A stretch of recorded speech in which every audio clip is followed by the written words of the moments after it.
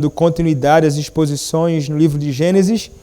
Gênesis capítulo 25, a partir do verso 19 até o verso de número 34. Assim nos diz, meus irmãos, a palavra do nosso Senhor. São estas as gerações de Isaque, filho de Abraão. Abraão gerou a Isaque. Era Isaque de 40 anos, quando tomou por esposa a Rebeca, filha de Betuel, o arameu, de Padã-Arã, e irmã de Labão, o arameu. Isaque orou ao Senhor por sua mulher, porque ela era estéril. E o Senhor lhe ouviu as orações, e Rebeca, sua mulher, concebeu. Os filhos lutavam no ventre dela, e então disse: se é assim, por que vivo eu? E consultou ao Senhor. Respondeu-lhe o Senhor: 2 nações há no teu ventre, 2 povos nascidos de ti se dividirão. Um povo será mais forte que o outro, e o mais velho servirá ao mais moço. Cumpridos os dias para que desse à luz, eis que se achavam gêmeos no seu ventre. Saiu o primeiro, ruivo, todo revestido de pelo, por isso lhe chamaram Esaú. Depois nasceu o irmão. Segurava com a mão o calcanhar de Esaú, por isso lhe chamaram Jacó. Era Isaque de 60 anos, quando Rebeca lhes deu a luz. Cresceram os meninos. Esaú saiu perito, caçador, homem do campo. Jacó, porém, homem pacato, habitava em tendas. Isaque amava Esaú, porque se saboreava de sua caça. Rebeca, porém, amava Jacó. Tinha Jacó feito um cozinhado, quando esmorecido veio do campo Esaú. E lhe disse: peço-te que me deixes comer um pouco desse cozinhado vermelho, pois estou esmorecido, daí chamar-se Edom.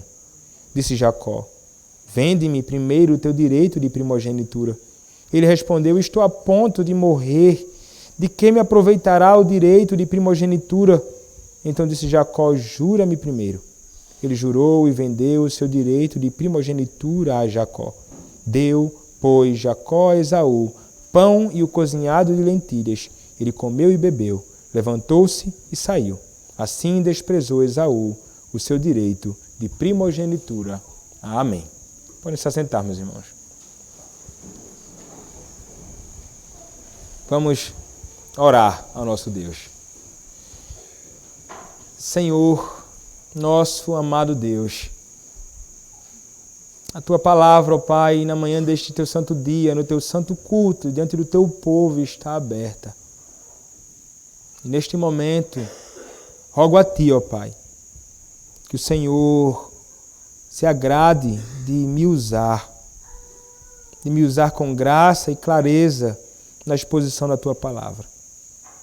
Que eu seja um instrumento Teu para a edificação do Teu povo, e que o Teu povo possa estar atento, Pai, com os ouvidos bem abertos, àquilo que o Senhor tem a falar nesta manhã. Edifica-nos, exorta-nos, nos instrui na Tua verdade. É o que te peço, ó Deus, em nome do Senhor Jesus Cristo, Teu bendito Filho. Amém. Meus irmãos, olhar para um texto que nós acabamos de ler, o texto de Gênesis capítulo 25, do verso 19 até o verso de número 34, é realmente algo muito feliz. Porque neste texto que nós acabamos de ler, nós encontraremos sendo revelada uma verdade, uma doutrina gloriosa. Uma doutrina gloriosa e maravilhosa que deve não somente nos constranger, mas também nos alegrar grandemente.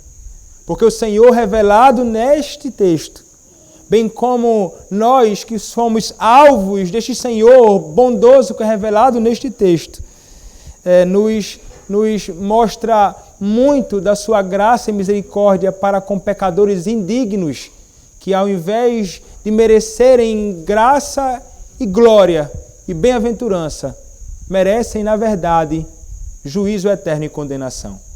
O Senhor se revelará não somente como um Senhor gracioso com um pecador, como o próprio Jacó, mas também como um homem cheio de graça e misericórdia para conosco, pecadores iguais a Jacó. É maravilhoso, meus irmãos, nós chegarmos a esta porção da Escritura, que se encontra logo depois de acontecimentos tão maravilhosos também. Como nós vimos no capítulo de número 24, Isaac casando-se com Rebeca. Isaac, o filho prometido, o filho da promessa, então encontrando aquela que seria sua amada, a sua esposa. E nós vimos como tudo aquilo se deu. Como Abraão, como um pai cuidadoso, determinou os critérios e qualificações para uma esposa para o seu filho. Enviou então o seu servo Eliezer para que ele fosse como representante dele na escolha da sua esposa. Ele então encontra Rebeca. Segundo tudo aquilo que ele havia pensado, ele então encontra ela exatamente fazendo aquilo que ele esperava que acontecesse. E então é confirmado, esta mulher é aquela que fora separada para Isaac, meu Senhor. Faz parte da sua família. Mesmo sangue. Exatamente isto que ele estava à procura. E então nós vimos que então acontece um acordo, ela aceita aquilo, ela vai ao encontro de Isaac e então eles casam. O grande dia na vida de Isaac chega. Ele casa. Logo em seguida, então, o texto começa a narrar, no capítulo número 25, aquilo que acontece com todo homem. Nós já encontramos sendo narrado mais descendentes de Abraão, mas também a morte de Abraão, o fim da vida de Abraão. E nós vimos que ali se encerra, aqui se encerra, no capítulo 25, do verso 1 ao verso do número 11, a saga de Abraão. E passa a ser apontado então outro que assumirá o papel de protagonista nos próximos capítulos que nós trataremos. Isaac surge. Isaac, ele é aquele que vai assumir o papel de protagonista agora, de principal nos próximos capítulos que nós estudaremos aqui. E encontramos então também um problema. Problema que é fruto da escolha errada e das decisões erradas, não somente de Abraão e de Sara. Tem um descendente deles, Ismael, e os descendentes de Ismael, homens perversos e maus. Uma geração verdadeiramente corrupta, perversa. Inimigos do Senhor, inimigos do povo de Deus. Mas no texto que nós acabamos de ler, nós encontramos aqueles que são os descendentes benditos do Senhor. Mas veremos também que mesmo em meio àqueles que são descendentes de Isaac, descendentes de um mesmo pai e uma mesma mãe, ainda assim o Senhor é aquele que age soberanamente e no meio destes escolhe aqueles que pertencem a Ele, revelando assim aqueles que são semente da mulher e aqueles que são semente da serpente. E aqui nós veremos isto, meus irmãos, o Senhor agindo e se revelando como um Deus soberano na eleição daqueles que pertencem a Ele, independentemente de quem eles tenham sido ou tenham feito. A palavra do nosso Senhor nos começa dizendo, a partir do versículo de número 19 do capítulo de número 25, são estas as gerações de Isaac, filho de Abraão. Abraão gerou a Isaac. Então, meus irmãos, o Moisés se encarrega de mais uma vez deixar claro que aqui nós encontramos a descendência de Isaac, o filho amado de Abraão, e que Isaac era o filho de Abraão.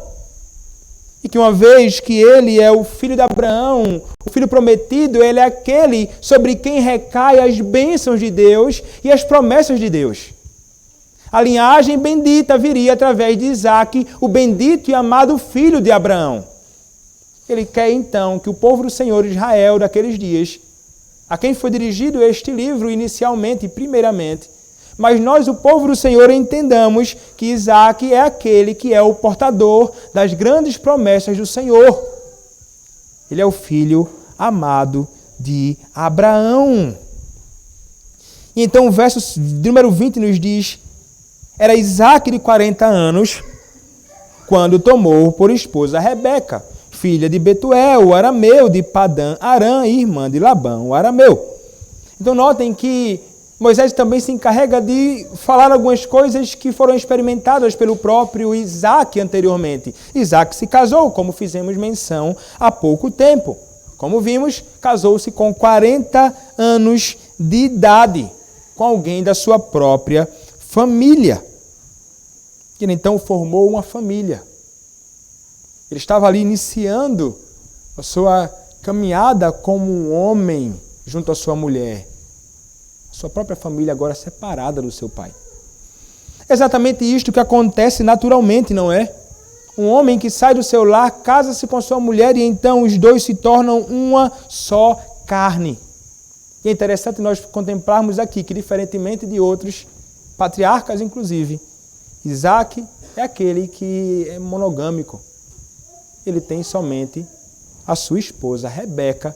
Nós não encontramos ele tentando se utilizar de outros artifícios aqui, como aconteceu com aqueles que vieram anteriormente a ele. Mas vejam, meus irmãos, como nós sabemos, todos aqueles que se casam e então se juntam à sua mulher, tornando-se uma só carne, desejam algo. Isso é natural, sobretudo para aqueles que temem ao Senhor e que conhecem a sua palavra. Nós sabemos que o Senhor nos chamou para o casamento e que o Senhor abençoa o casamento com filhos. Filhos são bênção do Senhor. Filhos são herança do Senhor. Isaac certamente estava plenamente persuadido disto. Ele sabia que os filhos são herança do Senhor, que o Senhor concede aos pais. Ele sabe que é bem-aventurado aquele que teme ao Senhor e anda nos seus caminhos. Do trabalho de tuas mãos comerás, feliz serás e tudo te irá bem, tua esposa no interior de tua casa será como a videira frutífera, teus filhos como rebentos da oliveira à roda da tua mesa. Eis como será abençoado o homem que teme ao Senhor. O Senhor te abençoe desde Sião, para que vejas a prosperidade de Jerusalém durante os dias de tua vida, vejas os filhos de teus filhos, paz sobre Israel. Então ele certamente estava certo de que filhos são bênção do Senhor. E ele, juntamente com a sua esposa, certamente desejava ardentemente filhos, como devem desejar todos aqueles que conhecem ao Senhor. Hoje, nos nossos dias, lamentavelmente, em muitos contextos, muitos não querem ter filhos, veem filhos como uma maldição, como um prejuízo, como algo que vai atrapalhar a vida deles e a felicidade de muitos. Mas esta não deve ser uma realidade na vida daqueles que conhecem ao Senhor. Aqueles que temem a Deus e o conhecem sabem verdadeiramente que isto é algo que vem das mãos paternais de Deus. É graça do Senhor o ter filhos. Mas, meus irmãos, semelhantemente ao seu pai, Isaac, ele enfrenta um dilema também. Não somente Isaac, obviamente, mas sua esposa Rebeca. Aquilo que eles tanto desejavam, eles não conseguiam ter. Porque, como o texto nos diz, Rebeca, igualmente a Sara, era estéril. Ela não poderia ter filhos. Era estéril também. Como resolver esta questão? Como procurar então resolver isto? Ele estava certo de que o descendente viria através dele. Ele é Isaac e o filho da promessa viria através dele. Como então fazer com que este filho venha, este descendente, o descendente prometido venha, se não através de filhos? Isaac poderia talvez fazer o mesmo que o seu pai fez. Ou aquilo que fora sugerido por Sara, a mulher do próprio Abraão. Meios outros, caminhos outros para tentar como que ajudar o Senhor a cumprir as suas promessas. Talvez Rebeca olhar tenha pensado, Sara entregou a sua serva a Abraão. Nós vimos que isso gerou um problema grande, nasceu um filho que se voltou contra todo o povo de Deus, Ismael. Problema, eles erraram, eles pecaram, procuraram um caminho que não é o caminho de Deus. Meus irmãos, quando nós olhamos para isto e nós paramos para pensar, puxa vida, que situação difícil, mas como é que eles podem ter se utilizado de caminhos assim, alternativas não bíblicas, no caso de Abraão e Sara? Mas muitas vezes é assim que agem os homens e muitas vezes nós agimos assim também. Ao invés de olharmos para o problema, os conflitos e problemas que surgem na nossa vida, ao invés de nós procurarmos lidar com eles biblicamente, nós muitas vezes procuramos caminhos para então superar aquilo. E muitas vezes são caminhos que não são verdadeiramente bíblicos. Nós tentamos resolver o problema com o pecado. Procuramos resolver os nossos problemas com o pecado. A falta de recursos na minha casa, um exemplo. E então o pai, ele é tentado a se utilizar de meios ilícitos para colocar dinheiro na sua casa. Trabalhos ilícitos, através de coisas que são proibidas pela palavra. Ao invés de procurar diligentemente trabalhar e então, através do seu trabalho, ter o seu recurso para suprir as suas necessidades. Isso acontece muito por aí. Isso acontece em muitos lugares realmente. Quando, ao invés de seguir o caminho certo, procura um outro tipo de caminho. Vejam como isso pode levar a um problema trágico. Ou quando jovens, na escolha de um cônjuge, seja a moça esperando um cônjuge, um rapaz, através de uma moça, talvez muitos, na sua angústia, desespero, talvez para alcançar e casar, procuram meios errados para isto, e ao invés de confiar no Senhor que providenciará, porque é do Senhor que vem o cônjuge, procuram meios que não são certos, desconsideram critérios bíblicos para alcançar algo. No fim, o fruto é amargo. Meus irmãos, são muitas as coisas que os homens podem fazer, caminhos tortos, caminhos ilícitos para alcançar algo quando se deparam com problemas na sua vida. Muitas vezes problemas pequenos, outros momentos problemas que são realmente grandes e difíceis. Talvez não seja muito grande para você o problema do seu irmão, mas para ele talvez seja um problema muito grande. Muitas vezes a gente até olha assim e pensa, rapaz, é uma besteira dessa. Mas deveríamos nos colocar realmente no problema do outro e pensar, puxa vida, para essa pessoa pode ser algo muito difícil, o que para mim parece algo fácil. A realidade, meus irmãos, é que os conflitos e problemas, dificuldades, vêm na vida de todos os homens e vêm na vida daqueles que temem ao Senhor, como na vida de Sara e Abraão, como na vida de Isaac e Rebeca, e não seria diferente na minha e na sua vida. Mas o ponto é como nós tratamos essas questões, como nós encaramos o problema. Meus irmãos, Isaac nos é um exemplo aqui. Isaac se depara com um problema real. E o que é que Isaac faz? O texto nos diz, Isaac orou ao Senhor por sua mulher, porque ela era estéril. E o Senhor lhe ouviu as orações, e Rebeca, sua mulher, concebeu. Vejam só, Isaac orou.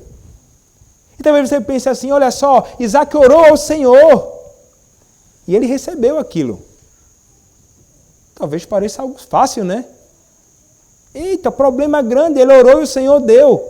Mas se você continua lendo a narrativa, você perceberá que no versículo de número 26, o Senhor concedeu a Isaac aquilo que ele orava depois de 20 anos. 20 anos, eu vou repetir, 20 anos. Como é que você encararia isso? Como você enfrentaria isto? Meus irmãos, 20 anos não são 20 dias. 20 anos não são 20 meses. O que o texto parece sugerir, meus irmãos, é que Isaac, ele vinha orando desde o princípio, durante todo este tempo, rogando ao Senhor. Clamando a Deus, certamente, que o Senhor o ajudasse nos seus dilemas e problemas, mas também para que o Senhor fizesse da sua mulher estéril uma mulher fértil. Uma mulher que pudesse ter filhos, porque através dela viria o bendito Redentor. o descendente aguardado. Vejam, meus irmãos, ele se utilizou do meio lícito para alcançar aquilo que ele tanto aspirava. O que você tem feito quando você encara os seus problemas? Você tem tentado resolver segundo a força do seu próprio braço, segundo a sua própria sabedoria, considerando-se talvez alguém autossuficiente e que, portanto, uma vez que é independente, consegue fazer o que quer e resolver os seus problemas sozinho? Meus irmãos, a realidade é que nós não somos independentes e que nós não conseguiremos nunca, jamais, resolver os nossos problemas sozinhos. Não conseguiremos. Devemos depender do Senhor, como dependeu Isaac do Senhor. Somente Deus é independente. Somente Deus é autossuficiente. Somente Deus não precisa de ninguém, somente Deus não precisa nem de mim nem de você. Mas nós precisamos dele. Meus irmãos, a oração é uma grande manifestação da nossa dependência do Senhor. Da verdade que nós carecemos dele. Da verdade que somente ele pode realmente nos ajudar nas nossas dificuldades e segundo a sua vontade, querendo ele tirar de nós as dificuldades. E muitas vezes ele não tira. Só na morte nos livramos dos problemas muitas vezes. E muitas vezes ele se demora. Aparentemente, para nós, ele demora. Foi assim na vida de Isaac. Demorou aparentemente. Mas chegou o dia. Foi assim na vida também das irmãs de Lázaro. O que aconteceu com Lázaro? Doente. João capítulo 11. Morre Lázaro. O Senhor havia recebido a notícia de que aquele homem estava doente. As suas irmãs clamaram ao Senhor Jesus Cristo. Desejavam ardentemente que o seu irmão pudesse ser curado. É interessante notarmos que no Evangelho de João é dito que o Senhor Jesus Cristo amava Lázaro. Que o Senhor Jesus Cristo amava aquele homem que estava ali naquela condição. Mas ele se demorou aparentemente. Não atendeu prontamente o desejo, a petição. Mas em algum momento ele fez aquilo que ele queria. Ele desejava ser, certamente, mais glorificado na ressurreição de Lázaro do que na cura à sua enfermidade. Era isso que ele aspirava.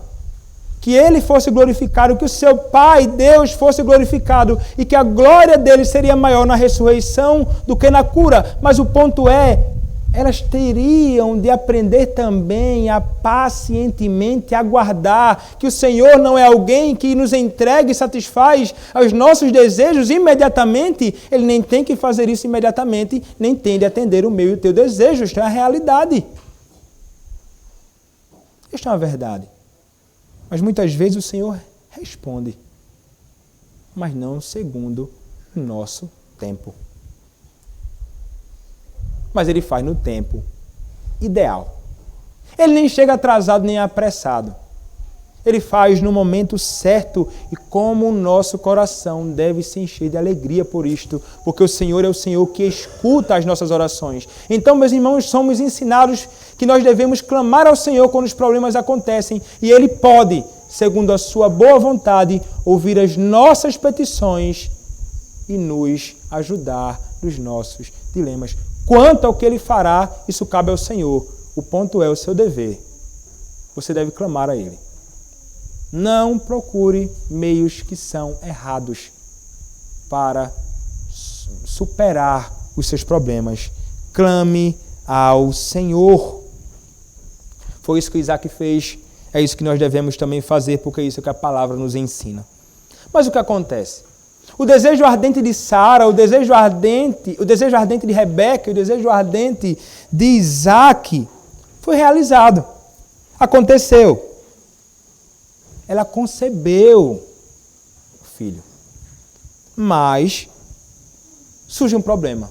Versículo número 22. Os filhos lutavam no ventre dela. Então disse, se é assim porque vivo eu, e consultou ao Senhor. Vejam só. Meus irmãos, ela sentia provavelmente incômodos muito graves. É como se os filhos estivessem um imprensando o outro dentro dela. E isso estava provocando nela uma grande angústia, dor, sofrimento. Ela estava como que desesperando da própria vida. Que situação difícil é essa? Por que então eu tenho que encarar uma realidade como esta? Porque vivo eu nesta condição? Como posso encarar sofrimento tão difícil agora na minha gravidez? Ela estava lamentando realmente pelo que estava acontecendo. Estava tendo um problema grave desde o seu ventre. Lutavam no ventre. Vejam só que coisa. Desde o ventre havia um conflito surgindo ali. Ela então, diante daquela angústia, ela não se cala. O que ela faz então? O texto nos diz que ela consultou o Senhor. Não sabemos de que forma isso foi feito. Mas o texto nos diz que ela procurou o Senhor Deus Yahvé. E ela teve resposta. O Senhor vai dizer a ela o que está acontecendo ali. Ela não sabe o que está acontecendo, mas os gêmeos estão num conflito ali grande. E o Senhor respondeu dizendo: 2 nações há no teu ventre. 2 povos nascidos de ti se dividirão. Um povo será mais forte que o outro, e o mais velho servirá ao mais moço. Palavras do Senhor para Rebeca.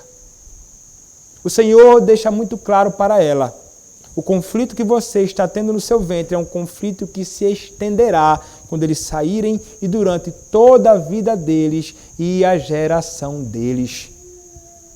2 nações, 2 povos, Israel contra Edom. Israel, descendentes de Jacó, Edom, edomitas, descendentes de Esaú, povo perverso, inimigo do Senhor.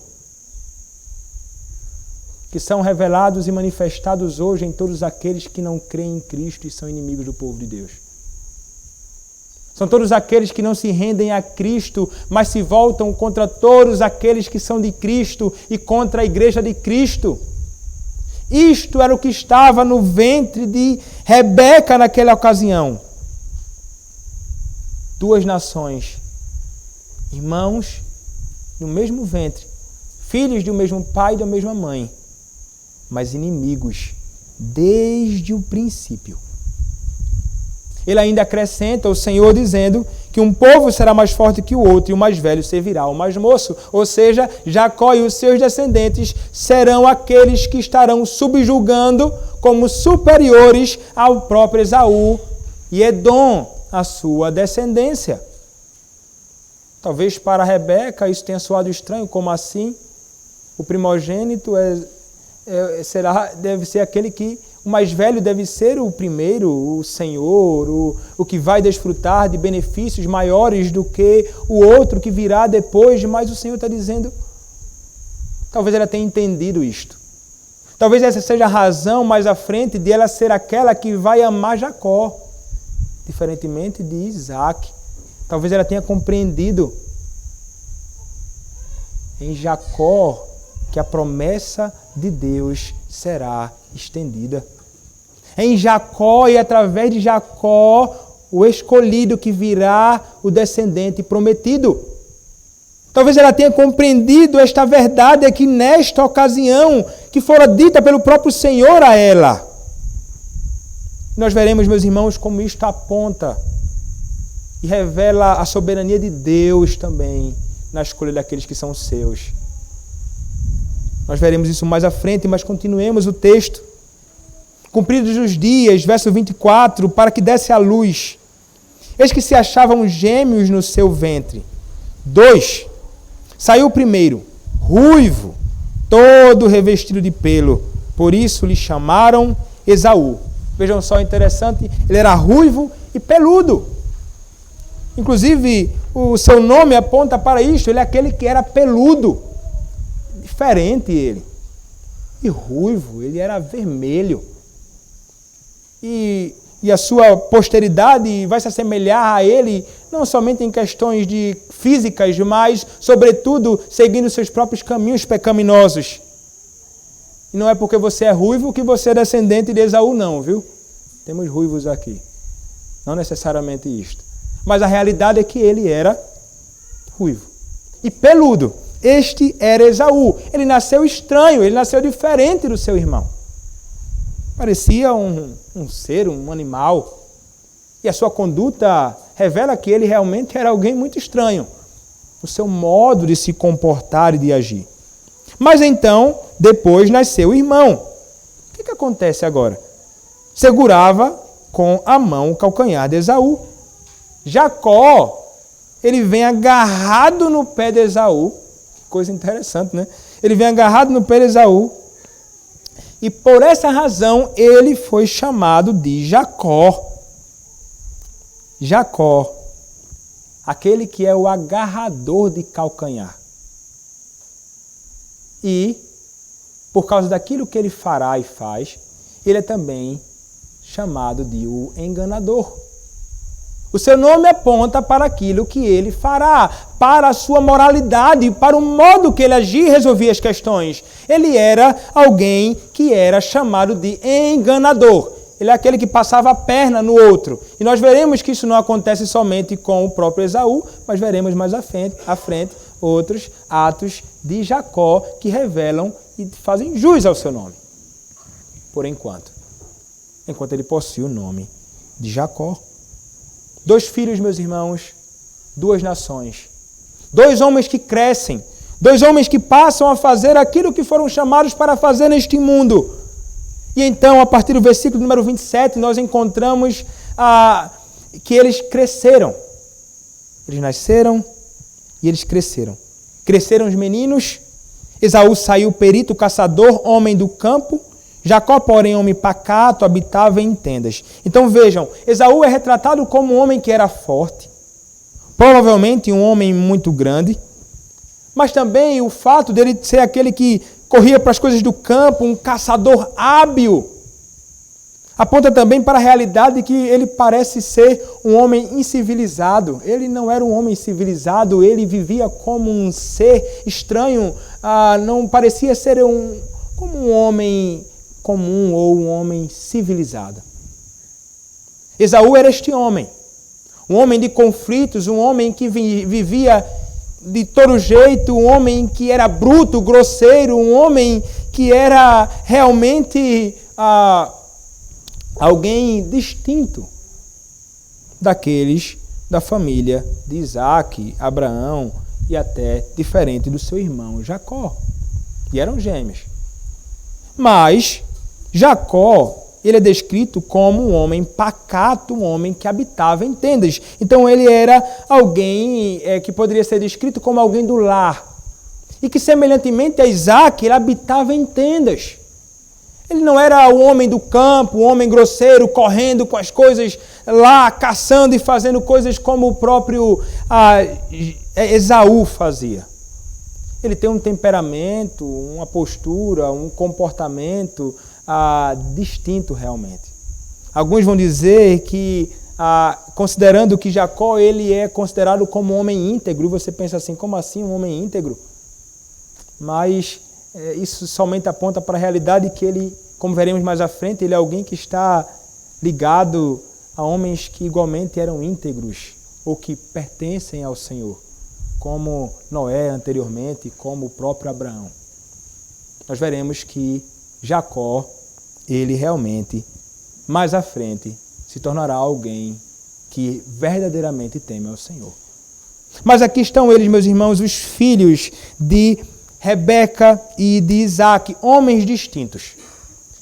Isaac, então, como parece acontecer em muitas famílias por aí, o pai, Isaac e Rebeca, tinham seus filhos preferidos. Talvez porque, de alguma forma, eles se assemelhavam a eles em algum aspecto, ou porque algo agradava eles diante dos seus olhos. Porque o texto, inclusive, nos dirá no versículo número 28, Isaac amava Esaú. Por que razão ele amava Esaú? Porque se saboreava de sua caça. Veja a razão do amor de Isaac por Esaú. Ele achava gostoso aquilo que Esaú trazia da caça dele. Ele ficava maravilhado com aquilo. E isso fazia com que o seu coração se enchesse de amor por Esaú. Rebeca, por outro lado, amava Jacó. E como mencionei anteriormente, meus irmãos, e alguns estudiosos sugerem isto. É como se ela entendesse que a promessa de Deus está com Jacó. E parece que Isaac, ele não se apercebeu disto. Ele tinha o seu filho preferido. Ele tinha aquele que ele gostava mais. Um amava um, outro amava outro. Espero que ele, talvez isso aqui seja revelado, acho que até eles sabiam disto, né? E parece que pais, por vezes, têm isso. Minha irmã fica arengando com minha mãe, dizendo que eu sou o filho preferido dela. Aí fica... Eu não vou entrar nessas questões. Os pais muitas vezes realmente fazem isto e não necessariamente tem que dizer ao filho qual é o filho preferido. Mas isso acontece. Isso acontece em muitos lares. E aqui estava no caso da família de Isaac e Rebeca. E então, meus irmãos, entra aquilo que vai ser revelado também mais do caráter de Jacó e também no caráter de Esaú. O verso número 29 nos diz o seguinte: tinha Jacó feito um cozinhado, quando esmorecido veio do campo Esaú. E lhe disse: peço-te que me deixes comer um pouco desse cozinhado vermelho, pois estou esmorecido. Daí chamasse Edom. Então vejam, Esaú estava vindo, provavelmente, estava vindo do seu trabalho no campo, correndo com as suas coisas, e ele estava morrendo de fome. E vejam, meus irmãos, ele não estava morrendo aqui a ponto de fato de morrer. Tipo, se ele não comesse, ele morreria. Este não é o ponto. Mas ele estava com muita fome. Ele estava passado do tempo já. Ele passou o dia inteiro fazendo as suas coisas e ele agora precisava comer alguma coisa. E então ele se dirige a seu irmão que tinha feito um cozinhado. Uma comida provavelmente muito saborosa. E o texto nos diz que ele pediu aqui: peço-te que me deixes comer um pouco desse cozinhado vermelho, pois estou esmorecido. É interessante, o texto aqui ele dá uma amenizada nas palavras de Esaú. Esaú, ele chegou tipo dizendo assim: olha, me dá essa comida que eu quero comer. Olha, me dá essa comida que eu quero encher a minha barriga agora. O desejo dele era devorar a comida. O texto passa a ideia de que ele era alguém realmente muito grosseiro. Ele chega grosseiramente e diz: olha, me dá o alimento, eu quero encher a minha barriga agora. E é interessante que o texto original vai passar a ideia dizendo assim que comer um pouquinho desse vermelho, do cozinhado vermelho. Vermelho é Esaú, vermelho é o alimento. Então o texto vai dizer: daí chamasse Edom. E ele vai dizer: pois eu estou esmorecido. Ele estava verdadeiramente, meus irmãos, sentindo uma fome muito grande. Ele chega de todo jeito, ele quer encher a sua barriga simplesmente. Esta era a fraqueza dele. Ele era alguém grandemente interessado nestas coisas somente da terra. E nós veremos um pouco mais à frente como isso se evidencia com mais clareza. Mas aqui também é revelado não somente a grosseria de Esaú e a sua loucura e a sua agitação. É revelado também o coração de Jacó. Jacó não agia sem pensar como Esaú. Jacó pensou, provavelmente premeditou muitas coisas ali. Quando ele viu Esaú morrendo de fome, ele fez assim: oxe, agora que eu vou aproveitar a ocasião. Disse Jacó: vende-me primeiro o teu direito de primogenitura. Exatamente isto que ele pede. Ele quer isto. E ele se revela aqui, meus irmãos, como alguém moralmente corrupto.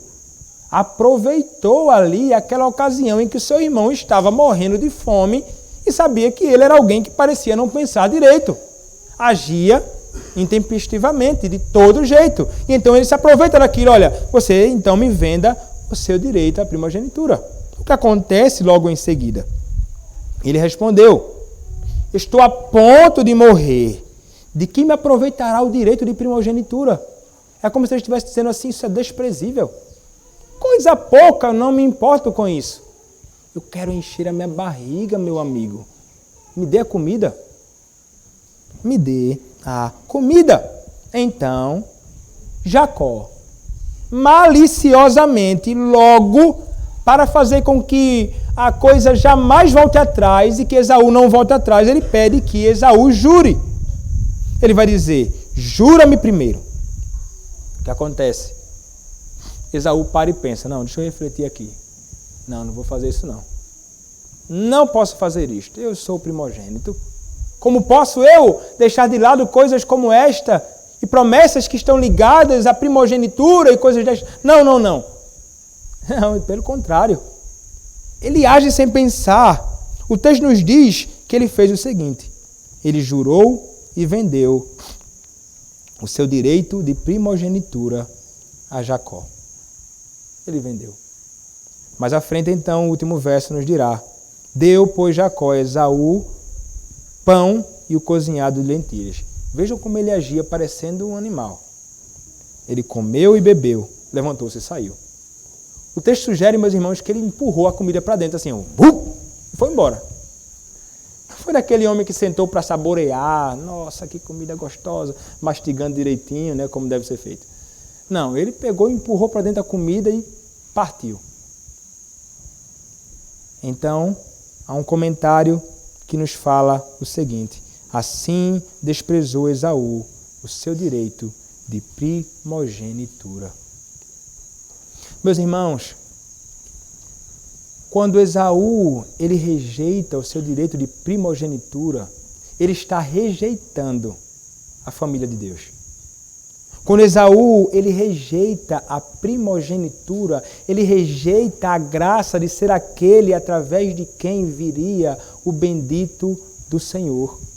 Ele rejeita ser o portador disto. Ele rejeita ser uma bênção. Ele rejeita isto. Ele rejeita tudo. Ele considera aquilo tudo como algo desprezível. E o ser uma bênção como algo desprezível. Isso revela realmente, meus irmãos, muito do coração dele. Ele era alguém, meus irmãos, que estava verdadeiramente apegado com as coisas deste mundo. E Hebreus nos deixa isso muito claro. Sobre Esaú. Hebreus capítulo 12, verso de número 16, nos fala algo acerca dele também. Hebreus capítulo 12, verso de número 16. A palavra do Senhor nos diz o seguinte, eu vou ler a partir do verso 14. Segui a paz com todos e a santificação, sem a qual ninguém verá o Senhor, atentando diligentemente, porque ninguém seja faltoso, separando-se da graça de Deus. Nem haja alguma raiz de amargura que brotando vos perturbe e por meio dela muitos sejam contaminados. Nem haja algum impuro ou profano, como foi Esaú, o qual, por seu repasto, vendeu o seu direito de primogenitura. Como é que ele é chamado aqui? O texto vai dizer, algum impuro ou profano, ele foi impuro e profano, Esaú. Porque fez aquilo. Ele era alguém, meus irmãos, realmente apegado às coisas do mundo. Ele era alguém apegado aos seus próprios interesses, aos interesses da carne. Ele era alguém que era perverso, alguém que estava distante do Senhor, alguém como muitos nós conhecemos hoje em nossos dias, que vivem na impureza, distantes do Senhor, fazendo unicamente a sua própria vontade e não querendo fazer a vontade de Deus e que não se importam nem um pouco com as coisas de Deus, mas simplesmente com os seus próprios desejos carnais. Esaú era carnal. Esaú era um filho de Satanás. Ele era, meus irmãos, inimigo de Deus. E esta é a realidade de todos aqueles que não conhecem o Senhor hoje. Esta certamente era a realidade sua antes de conhecer o Senhor, impuro. Alguém que estava longe do Senhor. Alguém que é inimigo de Deus. Mas como ressaltamos, não somente Esaú, mas também Jacó. Dois homens pecadores, perversos. Quem é o melhor? Quem seria digno, então, de ser escolhido por Deus? Quem você escolheria como aquele que deveria ser o portador das bênçãos e também da salvação?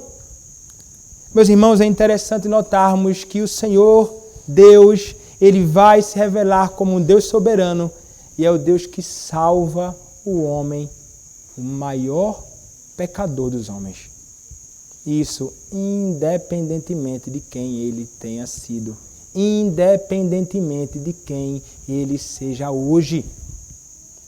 O apóstolo Paulo, em Romanos capítulo 9, é aquele que vai dar uma interpretação autorizada daquilo que nós encontramos aqui em Gênesis capítulo de número 25. E a palavra do Senhor nos diz o seguinte, em Romanos capítulo 9.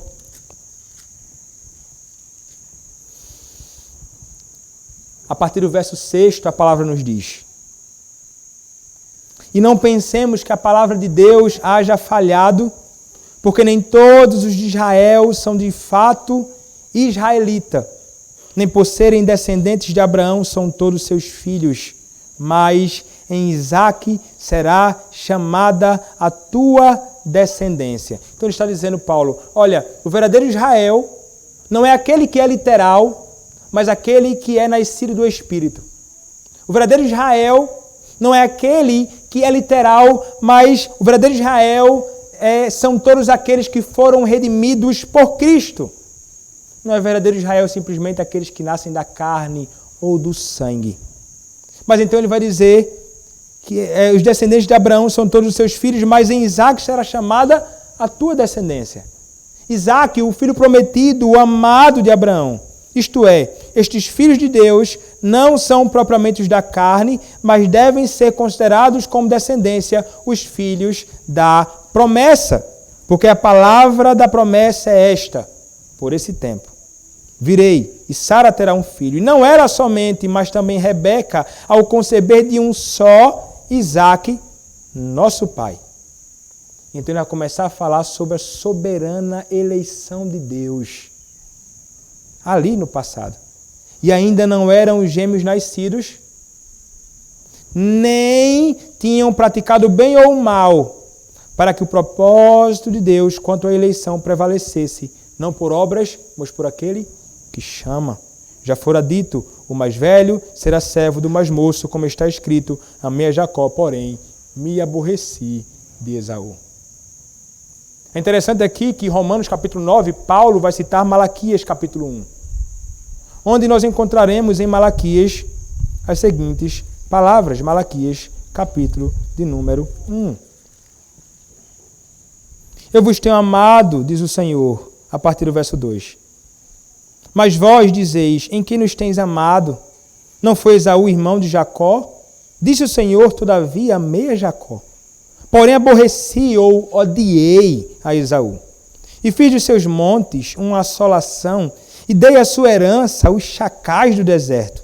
Se Edom, descendente de Esaú, diz, fomos destruídos, porém, tornaremos a edificar as ruínas. Então, diz o Senhor dos Exércitos, eles edificarão, mas eu destruirei. E Edom será chamada terra de perversidade e povo contra quem o Senhor está irado para sempre.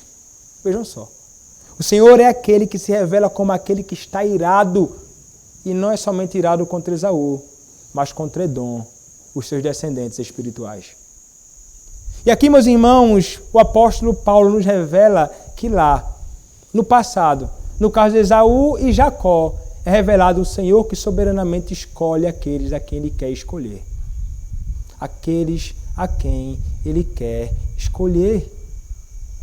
Alguém então olha para esse texto e pensa, mas como você pode falar sobre esse negócio de eleição, o Senhor escolher a quem quer? Como você pode falar sobre esse negócio de predestinação? Isso não seria injustiça de Deus, o Senhor escolher alguns e não escolher outros? É interessante que o texto vai dizer, eles não tinham praticado bem ou mal, nem obra alguma, revelando que o homem não é salvo por praticar bem ou mal, nem por obra alguma, mas porque o Senhor escolhe aqueles que são seus. Mas se talvez você for alguém daqueles que pensa, mas o Senhor escolher um e reprovar o outro, isso é injustiça. O apóstolo Paulo adianta o argumento para refutar esse seu pensamento, quando ele diz, que diremos, pois? Verso 14 do capítulo 9 de Romanos. A injustiça da parte de Deus sobre isto, escolher um e não outro? Paulo responde, de modo nenhum. Pois ele diz a Moisés: terei misericórdia de quem me aprouver ter misericórdia, e compadecer-me-ei de quem me aprouver ter compaixão. Assim, pois, não depende de quem quer ou de quem corre, mas de usar Deus a sua misericórdia. Porque a Escritura diz a Faraó: para isto mesmo te levantei, para mostrar em ti o meu poder e para que o meu nome seja anunciado por toda a terra. Logo, tem ele misericórdia de quem quer e também endurece a quem lhe apraz. Será que você pode abrir a boca para dizer que o Senhor é injusto, meu irmão e minha irmã? O nosso Deus nunca foi injusto. E o nosso Senhor, Ele revela a sua misericórdia com quem quer. Ele endureceu o coração de Faraó para revelar a sua glória, para revelar também a sua misericórdia para com outros que não mereciam misericórdia e graça alguma. E Ele age fazendo tudo isso em favor daqueles que são os seus eleitos, aqueles que Ele predestinou para a vida eterna. E então Paulo continua dizendo, versículo 19, tu porém me dirás de que se queixa ele ainda? Pois quem jamais resistiu à sua vontade? Quem és tu, ó homem, para discutires com Deus? Porventura, pode o objeto perguntar a quem o fez, por que me fizeste assim? A resposta é não, né? O objeto não pode reclamar. Nós, criaturas, também não. Ou não tem oleiros direito sobre a massa para do mesmo barro fazer um vaso para honra e outro para desonra. Um para glória e outro para juízo. O Senhor pode fazer isto porque Ele é soberano e Ele é justo. Que diremos, pois? Se Deus, querendo mostrar a sua ira e dar a conhecer o seu poder, suportou com muita longanimidade os vasos de ira preparados para a perdição, a fim de que também desse a conhecer as riquezas da sua glória em vasos de misericórdia, que para a glória preparou de antemão, antes de qualquer coisa, os quais somos nós, a quem também chamou, não só dentre os judeus, mas também dentre os gentios, assim como também dizem Oséias: chamarei povo meu ao que não era meu povo, e amada a quem não era amada. E no lugar em que se lhes disse, vós não sois meu povo, ali mesmo serão chamados filhos do Deus vivo. Mas relativamente a Israel, dele clama Isaías: ainda que o número dos filhos de Israel seja como a areia do mar, o remanescente é que será salvo, porque o Senhor cumprirá a sua palavra sobre a terra cabalmente, e em breve, como Isaías já disse, se o Senhor dos Exércitos não nos tivesse deixado descendência, ter-nos-ia-nos tornado como Sodoma e semelhantes a Gomorra. Que diremos, pois? Que os gentios, que não buscavam a justificação, vieram a alcançá-la, todavia a que decorre da fé. E Israel, que buscava a lei de justiça, não chegou a atingir essa lei. Por quê? Porque não decorreu da fé, e sim como que das obras. Tropeçaram na pedra de tropeço, como está escrito: eis que ponho em Sião a pedra de tropeço e rocha de escândalo, e aquele que nela crê não será confundido. Deus que age soberanamente na escolha daqueles que são seus. O Senhor agracia com misericórdia aqueles a quem Ele quer agraciar com misericórdia. O Senhor é justo na condenação do ímpio e o Senhor é justo na salvação do perdido. Isso é o que a Escritura nos revela. Não podemos jamais chamar o Senhor de injusto a escolher Jacó ao invés de Esaú. E Ele escolhe e salva o maior dos pecadores. Nós lemos, meus irmãos, isto, os nossos padrões doutrinários aqui. É segundo o eterno e imutável propósito e segundo o santo conselho e beneplácito de sua vontade, que Deus, antes que o mundo fosse criado, escolheu em Cristo para a glória eterna os homens que são predestinados para a vida, para o louvor da sua gloriosa graça. Ele os escolheu de sua mera e livre graça e amor, e não por previsão de fé, ou de boas obras e perseverança nelas, ou de qualquer outra coisa na criatura que a isso a movesse, como condição ou causa, por nada em nós.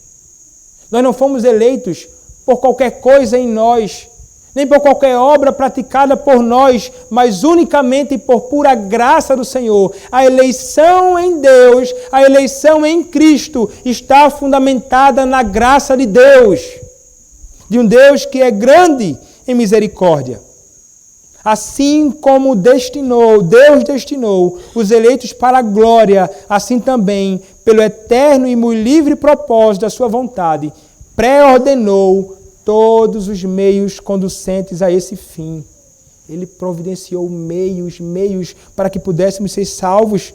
Os que, portanto, são eleitos, achando-se caídos em Adão, como antes estávamos, em pecado, distantes do Senhor, são remidos por Cristo, são eficazmente chamados para a fé em Cristo, pelo seu Espírito que opera no tempo devido. São justificados diante do tribunal de Deus, declarados como justos, já não são mais culpados, já não há condenação contra estes. São adotados na família de Deus como seus filhos e que têm Deus como seu Pai. São por ele santificados posicionalmente diante do Senhor e guardados pelo seu poder por meio da fé salvadora. Além dos eleitos, não há nenhum outro que seja remido por Cristo, eficazmente chamado, justificado, adotado, santificado e salvo. O Senhor é justo, meus irmãos, e Ele salva a quem Ele quer. Meus irmãos, o que deveria nos surpreender diante deste ato soberano do Senhor, da sua graça soberana em escolher, não deveria ser o fato de que o Senhor reprova alguns e que Ele salvou pecadores, mas o que deve nos admirar é a realidade dele ter salvado a mim e a ti. Nós que somos pecadores tão perversos quanto Jacó e Esaú. O que deveria nos admirar na eleição do Senhor e o que deve fazer com que os homens se admirem e chamem a sua atenção não é que o Senhor reprovou alguns, mas como o Senhor pode ter me escolhido para a salvação. Como o Senhor pode ter escolhido cada um de nós que estávamos rebeldes contra Ele e éramos inimigos dEle. Isso é o que deveria nos comover, isto é o que deveria nos tomar a mente e o coração. Como pode o Senhor agir tão graciosamente assim conosco, que não merecíamos? Mas Ele nos salvou. Ele nos escolheu em Cristo. Ele nos escolheu antes da fundação do mundo. Ele demonstrou o seu amor para conosco antes da fundação do mundo, a ponto de entregar naquela cruz maldita o seu único filho, o seu filho unigênito, a ponto de entregar naquela cruz o seu filho, o primogênito. Este é Cristo. Este é o nosso bendito Redentor. Ele é o nosso bendito Salvador. Meus irmãos, quando nós olhamos para esta bendita graça da eleição, espero que você esteja convencido de que o Senhor não escolheu você porque você é bom, nem porque viu obras boas praticadas por você mais para frente. Vimos que o Senhor escolheu Jacó e Esaú antes de praticar qualquer tipo de obra boa. Mas nós que fomos salvos, meus irmãos, isso deve nos conduzir à realidade de que nós não temos nada que nos orgulhar neste processo. Porque nada nós fizemos de bom para que pudéssemos ser escolhidos por Deus. O que a doutrina da predestinação, a doutrina da eleição deve fazer comigo e com você? Qual deve ser a minha e a sua postura? Os nossos padrões doutrinários nos ensinam isto. Na Confissão de Fé de Westminster, na terceira seção ainda, terceiro capítulo dos Decretos de Deus, nos diz o seguinte, na 8ª seção. A doutrina deste alto mistério de predestinação deve ser tratada com especial prudência e cuidado, a fim de que os homens, atendendo à vontade revelada em sua palavra e prestando obediência a ela, possam, pela evidência da sua vocação eficaz, certificar-se da sua eterna eleição. Nós devemos nos certificar de que nós realmente fomos chamados pelo Senhor, salvos por Ele, e certificarmos-nos da nossa eleição em Cristo. Mas não somente isso. Ele vai dizer assim: a todos os que sinceramente obedecem ao Evangelho, esta doutrina deve fornecer o seguinte: motivo de louvor, reverência e admiração de Deus, bem como de humilde diligência e abundante consolação. Vejam, deve nos levar a louvar ao Senhor. Saber que nós fomos eleitos por Deus, meus irmãos, deve fazer com que o meio e o seu coração se encham de gratidão e louvores ao Senhor por sua misericórdia e graça dispensadas sobre nós.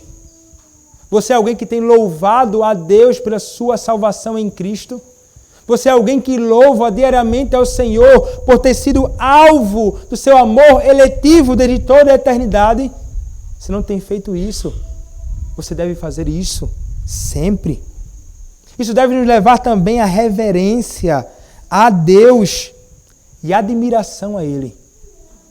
Uma reverência e um santo temor diante dEle e uma admiração a esse Senhor, que não somente é justo e santo, mas é cheio de bondade e misericórdia. Como deveríamos admirar o nosso Senhor? Como nós deveríamos nos achegar a Ele com grande amor e paixão e encanto por quem este Senhor é e pelo que Ele fez por nós. Você tem feito isto? Você é alguém que se admira do seu Senhor e do seu Deus que o salvou? Você deve fazer isto. Mas não somente isto, meus irmãos. É uma doutrina também que deve nos levar à humildade. Humildade e diligência e abundante consolação. Nós não somos nada. Você não é nada. Você não fez nada. Tudo quem fez foi o Senhor. Isso deve levar você à humildade. Não a pensar, eu sou melhor do que fulano. Você não é melhor que fulano. Você nunca foi melhor que fulano ou cicrano. Você é um pecador igual ao ímpio que você considera como inferior a você.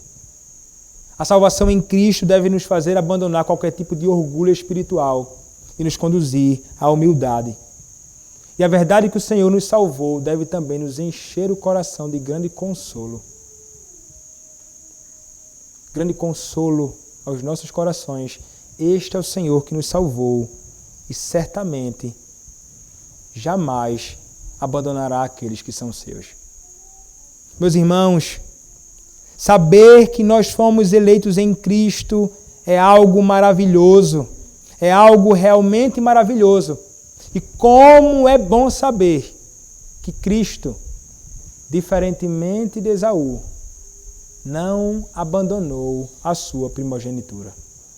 E se ele abandonasse, nós estaríamos condenados ao juízo. É necessário que o primogênito assumisse o seu papel, para que nós, nele e através dele, pudéssemos então encontrar plena e abundante redenção. E aqui eu termino com dois textos, Romanos capítulo 8, verso 17, e também o verso de número 29. Romanos capítulo 8, verso de número 17, nos diz o seguinte: ora, se somos filhos, somos também herdeiros, herdeiros de Deus e co-herdeiros com Cristo. Se com Ele sofremos, também com Ele seremos glorificados. E o verso número 29 nos diz: porquanto aos que de antemão conheceu, também os predestinou para serem conformes à imagem de seu Filho, a fim de que ele seja o primogênito entre muitos irmãos. Nós somos abençoados em Cristo, o Filho unigênito, o primogênito de Deus.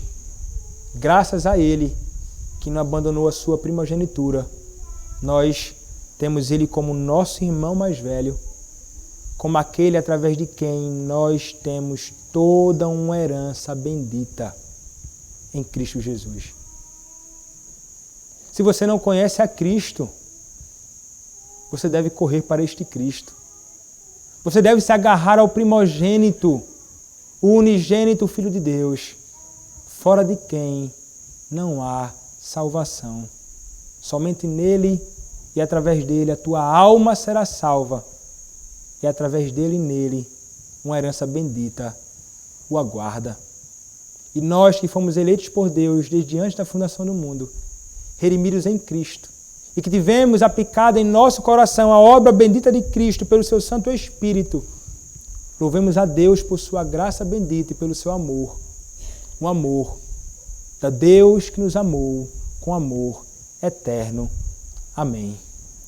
Oremos, meus irmãos, ao nosso Senhor. Senhor, nosso Deus, te damos graças, Pai, por tua palavra. E porque o Senhor, ainda que tenhamos sido homens e mulheres que estavam distantes do Senhor, o Senhor, que é um Deus misericordioso, nos salvou. Louvado seja o teu nome, Pai. Louvado seja o teu nome por tua graça. Ajuda-nos a vivermos de um modo digno do teu evangelho como verdadeiros filhos do Senhor. Ajuda-nos a andarmos com louvores nos lábios, em gratidão a ti, em reverente admiração pelo Senhor, com humildade diligente.